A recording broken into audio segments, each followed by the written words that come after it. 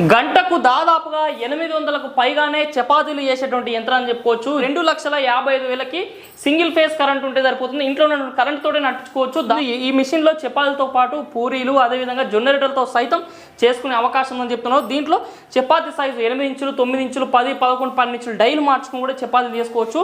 ఈ యొక్క చపాతీ చేసుకునేది ఒక చపాతీకి మొత్తం గ్యాస్ నుంచి పిండి మొత్తం కాల్చి బయట అమ్ముకునే వరకు ఒక చపాతీకి దాదాపు 5 నుంచి 6 రూపాయల ఖర్చు అవుతుందని చెప్తున్నారు. మీ మార్కెట్లో ఒక చపాతీ వచ్చేసి హోల్సేల్ అయితే 10 రూపాయలు, 2 చపాతీలు అయితే 25 రూపాయలకు అమ్ముతున్నామని చెప్తున్నాను. దీంట్లో రకరకాల మోడల్స్ ఉన్నాయి.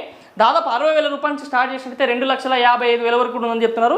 ఈ యొక్క మిషన్ని బ్యాంకు లోన్తో పాటు ప్రధానమంత్రి ఫుడ్ ప్రాసెసింగ్ యోజన PMFPY అయినటువంటి యోజన కింద కూడా తీసుకున్నామని చెప్తున్నాం. దీనివల్ల దాదాపుగా మాకు 35%, లక్షకి 35% సబ్సిడీ కూడా రావడం జరిగింది. 90,000 రూపాయల సబ్సిడీ కూడా మాకు రావడం జరిగింది. బ్యాంకు లోన్ మాకు 3 లక్షల చిల్లర ఇవ్వడం జరిగింది.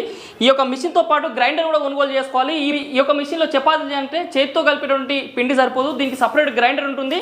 దాదాపు 1 లీటర్ నీటికి 1 లీటర్ పిండితో వేసి వేడి నీటిలో కలిసినటువంటి పిండిని మనం ఆ గ్రైండర్లో వేసినప్పుడు ఆ గ్రైండర్ నుంచి వచ్చిన పిండిని మాత్రమే మిషన్లో వేస్తే మనము చపాతీలు అడే అవకాశం ఉంటుంది. కాబట్టి మీరు కూడా మిషన్ కొనుగోలు చేసుకొని చిన్నపాటి బిజినెస్ మీ గ్రామంలో మీ పట్టణాలు చేసుకోవాలనుకుంటే మన వీడియో పైన కనుక మొబైల్ నెంబర్స్ కాల్ చేసి ఈ యొక్క మిషన్ కొనుగోలు చేసుకోవచ్చు.